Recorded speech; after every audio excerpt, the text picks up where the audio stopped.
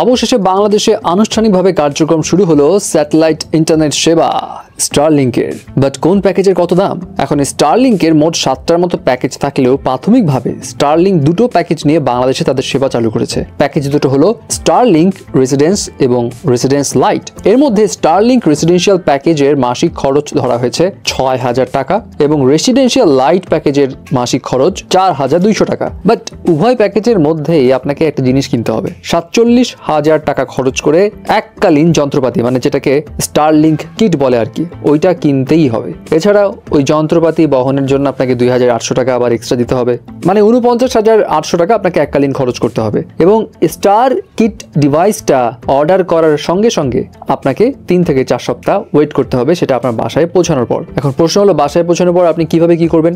ওখানে ডিসক্রিপশনে সবকিছু বলা থাকবে, আপনাকে পড়ে সেট আপ করতে হবে।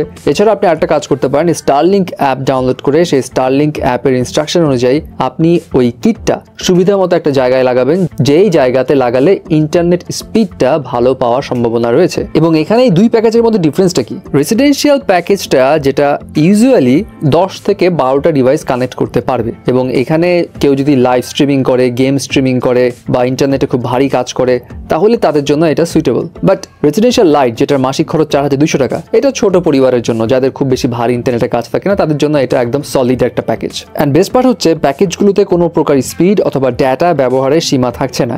গ্রাহকরা 300 Mbps পর্যন্ত গতির আনলিমিটেড ডেটা ব্যবহার করতে পারবে। এবং আজকে থেকেই বাংলাদেশে যারা আগ্রহী রয়েছেন তারা স্টারলিংকের ওয়েবসাইটে গিয়ে আপনাদের কানেকশন অর্ডার করতে পারবেন। বাট এখানে একটা বিষয় বলি, আমাদের বাংলাদেশে তো মন বড়, মাঝে মধ্যে আমরা প্রতিবেশীর সঙ্গেও আবার ওই ডাটা ইনফরমেশন শেয়ার করি, মানে ওয়াইফাইয়ের পাসওয়ার্ডটা শেয়ার করি আর কি। এক্ষেত্রে যদি আপনি করতে পারেন, বাট এটা স্টারলিংকের শর্তাবলীর এগেইনস্টে যায় এবং ধরতে পারলে কিন্তু আপনার কানেকশন কাট আউট করে দিবে।